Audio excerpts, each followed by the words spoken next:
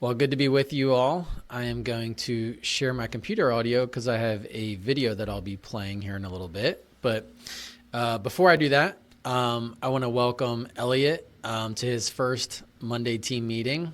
And because it's your first, and also I'm sure we have a few folks who are maybe weren't with us last month, I'm going to do a quick refresh on what is the Rhino operating system and why do we care about it here at Burgo. So first of all, why Rhino operating system? Why ROS? I mentioned this slide last month, but in case any of you weren't on that session, or of course Elliot is new, we consider ourselves here at Burgo a deliberately developmental organization, or a DDO. There's lots of research. I've included a couple links to a few of those articles if you want to geek out over a Harvard Business Review article. There's a few links here, but Harvard's just done a ton of research on how DDO organizations build community, accountability, transparency, and support by not just supporting their teammates professionally, but also personally, and how that actually leads to more fulfillment in their work, building a better company culture, which actually leads to better results. There's lots of research that companies do better when they care about their teammates, not just professionally, but also personally.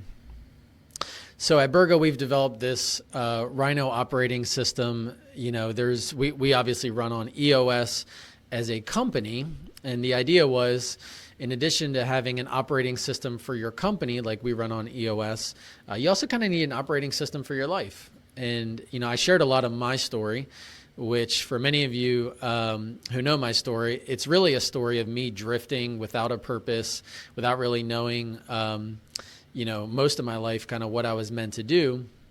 And this is the system that I use to sort of help get me a little bit back on track. So that's why I developed that, and get excited about teaching it and sharing it with you all. So the 5 components of ROS are the who component, focusing on our unique DNA, never before been created, never again going to be created. Each and every person on this call is unique. And really understanding yourself is the beginning of ROS. From there, it's really all about purpose. We call that the why component, and that's what we're on today, and we'll be finishing up today. Then our what component is really the combination of, hey, what am I passionate about? What am I proficient at doing? And what really aligns with that purpose that I've then identified? And we'll actually be jumping into the what component next month. From there, it's how do you execute on that, and when do you execute on that? Maximum rhythms of effectiveness. So again, just in terms of where we've been and where we're going, January through March, we covered the who component. April through June, we're finishing up today with the why component. Next 2 months, July and August, we'll cover what. Then we're going to go into the how component in September and October, and round it out, finishing up all 5 components. This year, we'll finish out the when component in November and December. That's kind of where we've been, where we're going. Again, today is all about the why component. And I was thinking about the why component a little bit last week as well. I was reading a book, and I saw this quote in the book, and the quote was specifically about community. And so I wanted to tie the why component to our theme of this year, which is community. Together, we thrive. This quote that I saw, it said, community requires a common destination, a common affection, and a common trust. I thought that was really good. Community requires a common destination, a common affection, and a common trust. And if you think about that, our purpose, you could think about it in a few different ways. Here at Burgo, we have a purpose as a company. We talk about that in terms of improving lives through real estate. And it's also kind of defined by our 10-year target. You know, we are an organization that has a common destination. We're heading to $1 billion of AUM by 2030, and we're doing that by improving lives through real estate. So we have a purpose as a company. ROS is really all about us having a purpose as an individual, or at least understanding our purpose, identifying and discovering that. And really, that brings us into community. We have a purpose as a community. That could be in our family relationships. That could be in the physical community that we're a part of, like our neighbors and the physical community. And so really there's a lot of connection between this concept of community and purpose, because they both require this common destination, this coming together to achieve a common thing. Just to recap on the Zoom poll that we took at the beginning of this component, I asked you all, when it comes to purpose, what category do you relate with most, from having no idea what your purpose is all the way to knowing your purpose and living into it every day. Folks are all across the board, with the large majority of folks feeling like they do know their purpose, and some of you maybe just feeling like you need some clarity on how to live into it every day. So last month's session, we really talked about that. We talked about living into your purpose every day. And in today's session, we're going to really try to help folks who are maybe not entirely sure on their purpose get some clarity on that. And we're going to talk about the rationale for getting clarity on that and how to actually go about doing that. So before we jump into that, I want to do two quick Zoom polls. The first is I want you to actually picture in your mind all of your priorities in your life. So whether that be family, friends, work, health and fitness, whatever all of your priorities are in your life, I want you to picture those in your mind. Then I want you to picture a perfect calendar that aligns with your life priorities. So picture a calendar that aligns with your life priorities. And then I want you to picture your current calendar. So just pretend that those two calendars are like in front of you. And my question is, how much overlap is there between those two calendars? If there's 100% overlap, that means that your current calendar directly aligns with your life priorities. 0% would mean that like this is your current calendar, this is your life priorities calendar. There's no overlap at all. Go ahead and just answer, what percentage of overlap do you find that you have between your current calendar and a calendar that aligns with your life priorities?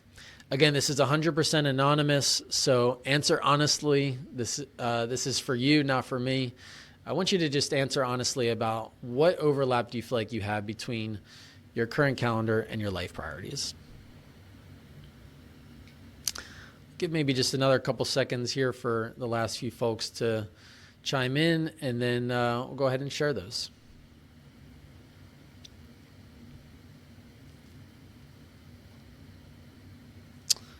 All right, looks like we got pretty much everybody in. Let me go ahead and share those results with you.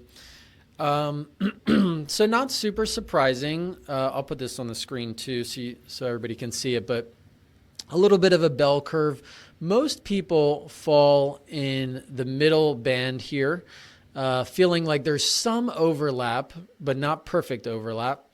Most people also aren't totally at the bottom, feeling like there's no overlap at all, that they're totally not connected to their priorities in their current calendar. And everybody else is just kind of somewhere here in the middle. So that makes sense to me, just in terms of understanding where folks are currently. Let me go ahead and stop sharing that. And I'd like to do another quick Zoom poll. Following up on that, my next question is, what level of frustration do you have with the discrepancy between your current reality and your actual life priorities? So 1 out of 5, 1 would be no frustration at all, totally at peace with your current calendar and your desired priorities calendar. 5 would be like extremely frustrated. You're feeling a lot of tension between where you'd like to be from your calendar and where you currently are. So again, totally anonymous. Please go ahead and answer in all truth. What level of frustration, what level of tension are you feeling with the current calendar and your desired calendar for your life priorities? Just another couple seconds for folks to get in. All right, let me share these results as well. So most of you are just right there in the middle, feeling like 3 out of 5. You're feeling some frustration, not like total frustration. And then we have folks across sort of all categories here in terms of how much frustration you're feeling. So hopefully that helps set some context for today and why today is happening. First of all, I do want to mention that, believe it or not, that frustration can actually be a good thing. It's really about how we respond to that frustration that matters. Hopefully it helps motivate us towards getting a little bit of harmony between those various life accounts or those various competing priorities. I think it's totally normal, by the way, to have a little bit of a tug between work and home. It's kind of akin to the tug you might feel between being and doing. Oftentimes work is where we do, and the home front is where we be. And so it's normal to feel a little bit of that tension from time to time. You've heard me say this before, those of you that have been with Burgo for a little while, but I don't really like the term work-life balance, because it sort of presumes that when that you have to create a separation between those, and when you're working, you're not doing life, and when you're at life, you're not working. I like this term harmony. I think of it more akin to like a symphony, that you want the instruments to play together in harmony. So you want the violin and the piano, and the cello to all be playing this beautiful harmony, understanding what their role is, when each of them plays, and when maybe they take a break playing, but really getting them to play in harmony. So that's how I think of today's session. So with that, I'm going to actually show a little bit of a video. Hopefully this will be a nice interrupt from me talking the entire time. This is a guy by the name of Michael Jr. He's a comedian. I really like this video. He talks a little bit about knowing our why, and how when we know our why, it makes our what more clear and more impactful. So with that, let me go ahead and share this video. How do I know? A lot of people, when they think of the phrase, how do I know, they always want to put the what behind it. How do I know what I'm supposed to do? The question that you really should ask is, how do I know why I'm here? Because when you know your why, your what becomes more clear and more impactful. If you know, like for instance, people know that I do comedy, but that's what I do. My why is to inspire people to walk in purpose. So I can do comedy, I can write books, I can be in a movie, because all of it is motivated by my why. In fact, I have a new web series out called Michael Jr. Break Time. We probably just did the 6th episode. It's on YouTube. So every single Wednesday at 3 o'clock, we drop a new episode on YouTube of Michael Jr. Break Time. What it is it's me. I travel around the country and I do stand-up comedy, in case you didn't know. And in the middle of my comedy set sometime, I'll stop and just talk to my audience. And we've been filming this, and it's pretty cool. So we're in Winston-Salem. I'm going to show you a clip from Winston-Salem. And I'm just talking to this guy in the audience, and he tells me that he's a musical instructor at a school. So I was like, all right, you're a musical instructor. Can you sing? Let me hear you sing a song. So this is what happened at the last episode of Michael Jr.'s Break Time. Check it. So you're a musical director. Cool. Yes, sir. All right, so let me get a couple bars of like Amazing Grace. Can you do the first part of that? Go ahead. Amazing grace, how sweet the sound that saved a wretch like me. Wow. That bro could sing, you know what I'm saying? All right. Now, what you give me the version is if your uncle just got out of jail, you got shot in the back when you was a kid. I'm just saying, let me see the hood version real quick, if you know which version I'm talking about. Just see if that exists. Let me see what you got. Amazing grace, how sweet the sound that saved a wretch like me. Oh,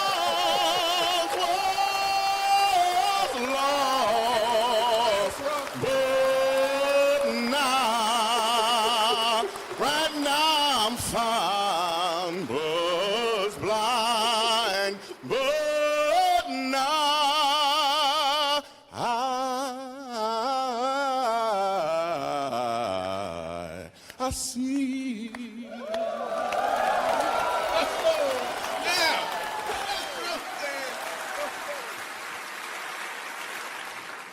Okay. Here's what I want you to catch. The first time I asked him to sing, he knew what he was doing. The second time, he knew why he was doing it. When you know your why, your what becomes more impactful because you're walking towards or in your purpose.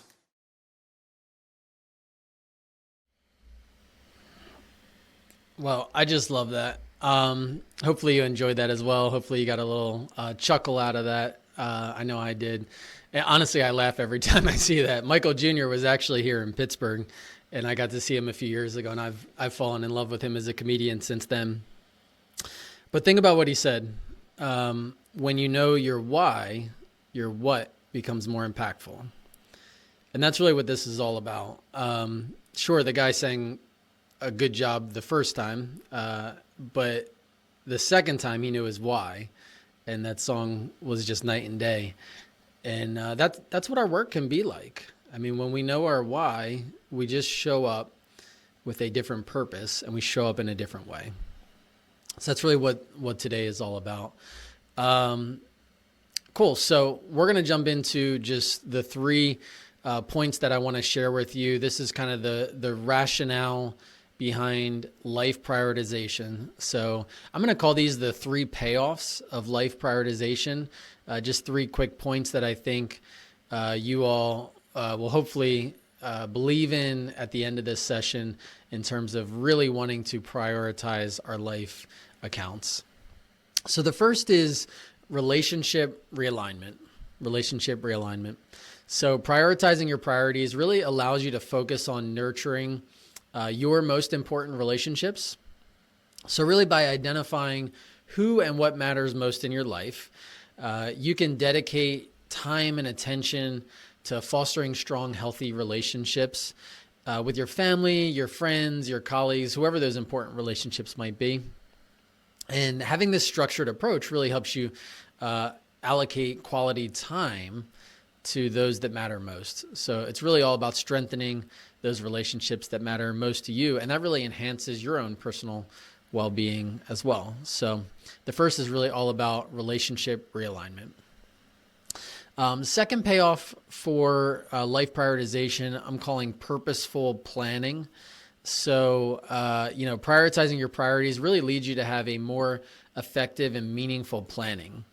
You've heard me say this before, but planning is really what helps us be more productive in our days and in our weeks, and in our lives really in general. So when you clearly identify what is most important to you, you can design your schedule and set goals that reflect your values and your aspirations. It's really the purposeful planning that creates a roadmap to aligning your life with your priorities. And that really is going to help you ensure that your daily actions contribute to your long-term vision. And really with this planning with purpose, you can avoid those distractions that kind of pull you away from what truly matters. So again, second payoff is purposeful planning. The third payoff I'm calling a lasting legacy. So I mentioned this before, but when you think about beginning with the end in mind, and you think about your purpose in general, it helps you to think about, okay, when I'm no longer here on this earth, what do I want to be said about me? What is the legacy that I want to leave? And really just by intentionally, whoops. Michael Jr.'s talking again over here. Sorry. By intentionally planning ahead, you can start to think about your legacy before it's too late to think about that, frankly. So whether it's your relationships, contributions to your community, achievements in your career, whatever it might be, just making those deliberate choices helps you to invest your time and your energy into building a meaningful and enduring legacy. So really thinking about the impact of your life and the legacy that you're going to leave, while you're here. So that's the third payoff, leaving a lasting legacy. So just a quick summary, the three, I'm calling them the payoffs of life prioritization. They are relationship realignment, purposeful planning, and leaving a lasting legacy. So with that, I'm going to jump into sort of my process for doing this life prioritization. And before I do that, I want to share this matrix called the Eisenhower matrix. So I first heard about the Eisenhower matrix in this book called The 7 Habits of Highly Effective People. It was a book I read in college, and it just totally changed my life. It was the book that really started to have me think about prioritizing my life and the things that mattered to me, and trying to get out of my life what I really wanted.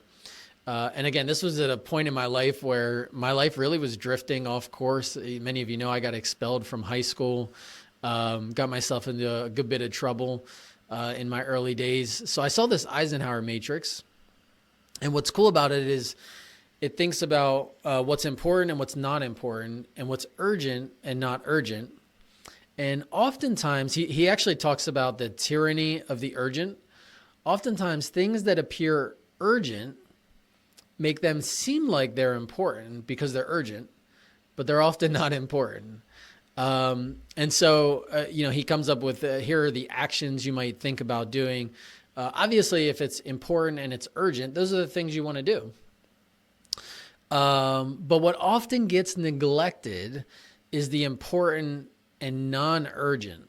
So the things that aren't pressing for our time, but are important to us. And those you have to decide when you're going to do them. The best thing you can do is schedule time to do them.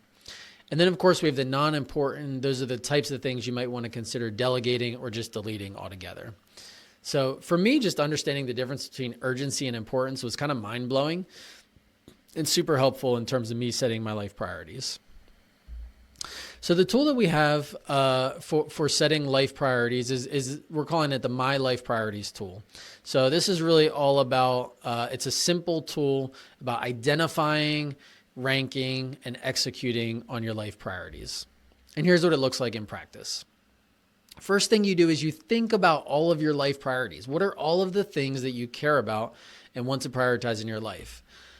Like your family. And I stuck with this sort of F theme here. So your family, your finances, your friends, fitness, fun, maybe faith, things like that might be your life priorities. And you could kind of list them out. Yours are going to be different from mine. For me, I obviously have my marriage, and I also have my children. Not everybody has children. Not everybody's married. So just lifting out, hey, what are your life priorities? By the way, usually I'll do the example for me, and I'll actually show you, me filling this out for myself. This is just a hypothetical person. So you're getting a hypothetical completion of this tool for this one. So the next thing you have to do, and this is really hard, is to actually force rank those priorities. So when push comes to shove, one of those priorities needs to be more important than the other. And you could kind of talk yourself into or out of a lot of these. Like, hey, if I don't take care of myself and my own physical health, it's going to be really hard for me to take care of my family. Because I'm not going to be able to be fully present with them. Or, hey, if I don't have my finances in order, it's going to be really hard for me to focus on my faith or my family or my friends. So this is a hard exercise. I will readily admit this is not easy, but coming up with a force rank of your life priorities is probably one of the most important things that you can do in your life, because when push comes to shove, there are only so many things that you can do in your life. And so by having them force ranked, it gives you the ability to come up with, okay, well, when I only have so many hours, what am I going to prioritize? And then once you've done that, you come up with an action plan. So here again is a hypothetical action plan. You pick one of your life priorities, or maybe you pick a few of them. You say, what is my current reality? And what is my action plan? So in this example, family, maybe I'm not spending enough one-on-one time with my kids. So maybe what I want to do is schedule some time with each of them once a month. Or maybe fun. I just realized I'm not spending any time on my own personal hobbies. So let me carve out an hour each week for me time to spend time on me and to really work on my own personal priorities. And then finances, maybe your current reality is, hey, I've gone over budget the last 6 months in a row. And so I'm going to ask a friend for financial accountability. That's going to be my action item. So it's a super simple tool. You just come up with, what are my life accounts, force rank them. And then in each of those, you come up with your current reality and an action plan. Now, this tool is an abbreviated one-page version of a much more complex process called life planning.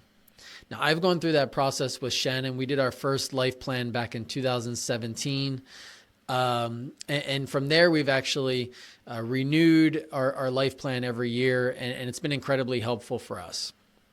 Let me just tell you what that process could look like. Not everybody's going to do this because it is a time-consuming process. For Shannon and I, we spend 8 hours on a Saturday and then another few hours on a Sunday following up on that. It took us basically an entire weekend to do the life planning. But in life planning, what you do is you begin with the end in mind. So first of all, you want to ask yourself, how do I want to be remembered? And once you have those outcomes, then you can start to come up with your life accounts, force rank them, similar to what we just talked about.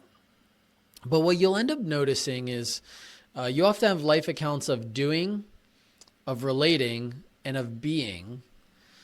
And it's harder and harder to climb this mountain. There's sort of this common cap where people just sort of fizzle out. They focus on their job, on their finances, maybe on some hobbies and a couple relationships. But they end up not focusing on themselves, their physical, mental, spiritual, emotional health. So one of the things you'll notice is oftentimes when you do your life planning for your first time, that is where you realize you need to focus. And I can tell you in our early years, we said, hey, we've really got to make sure we're taking care of ourselves so that we can be there for our kids and for our grandkids, because that's what matters to us. And so in each of those life accounts, you come up with a life plan. So here's a sample life plan for the physical life account. You would come up with a purpose statement, an envisioned future, an inspiring quote. Then you come up with your current reality, specific commitments, and any obstacles. Again, a very detailed process. If you're interested in going through this process, the book to read is a book called Living Forward. I went through some training with Michael Hyatt, and this is just ingrained in his training. And I really recommend, if you're interested in the more formal life planning process, pick up that book. It'll go through the entire process for you. All right, so let's do a recap. First of all, reminder of the 3 payoffs of life prioritization. They are relationship realignment, purposeful planning, and lasting legacy.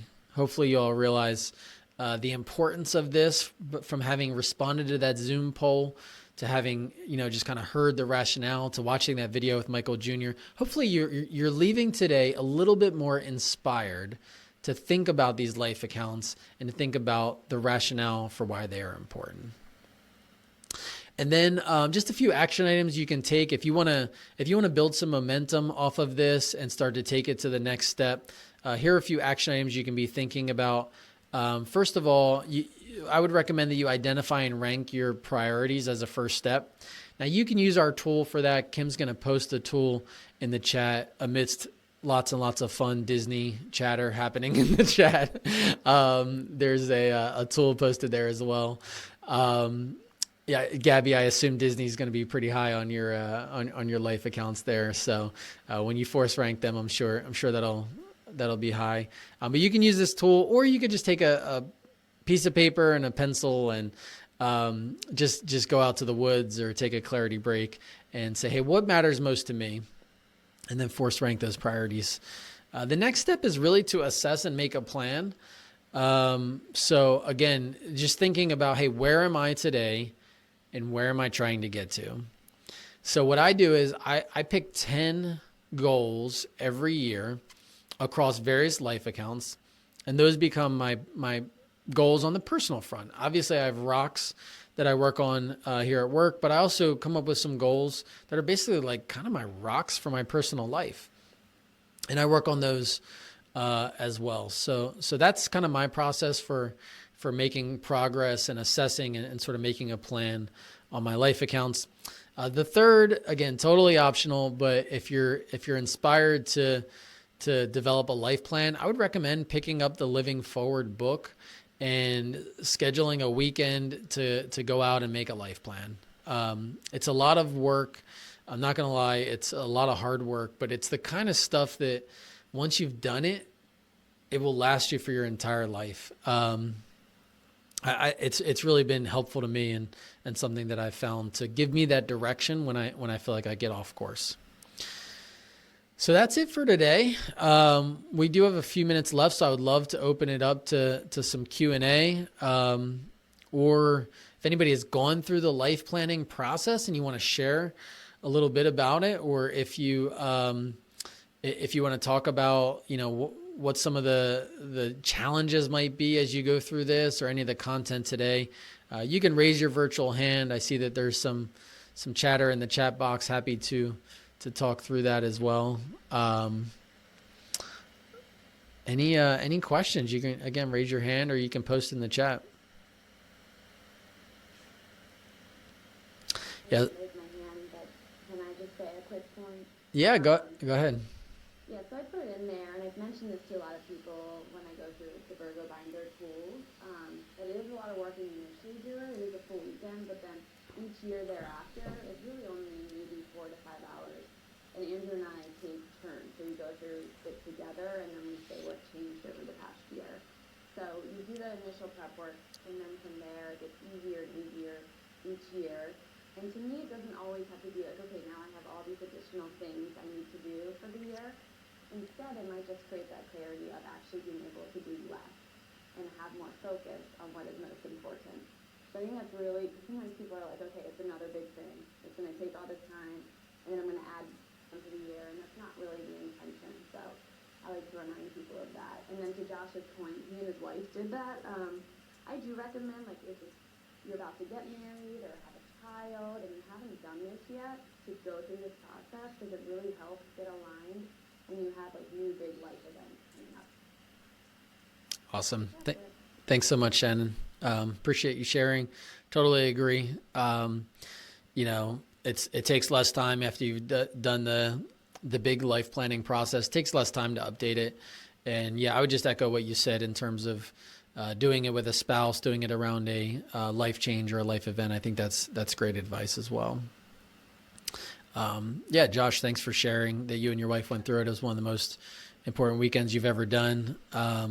Shannon and I felt the same way. That's great feedback.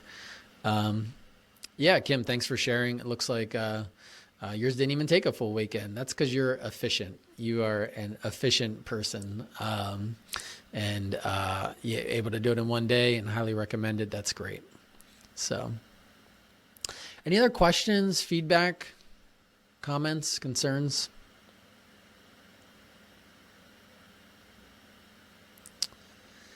Well, it's been fun. I will say, so the first half of the year was the who and the why component.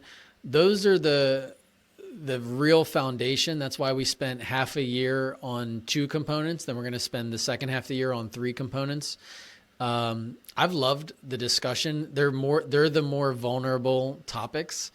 I loved hearing from Ed last month when we talked about it, and just some of the time that he spent thinking about his purpose and thinking about how it is broader than just what he does here at Burgo. And I've heard that from a lot of you, that, purpose is something that transcends just the work that you're doing. So that gets me super excited. That's like the entire point. And hopefully the Michael Jr. Segment was a funny way to drill that point home as well, that really purpose is what makes our what more impactful. It's that why behind it that really helps to give us that direction. So thank you all for participating. I hope you have a great week improving lives through real estate. Hand it back to Gabby. Gabby, do you have anything to wrap? Or nope, you're good? I will not hand it back to Gabby. You all are amazing. Have a great week. Thank you guys. Great. Thanks, everyone.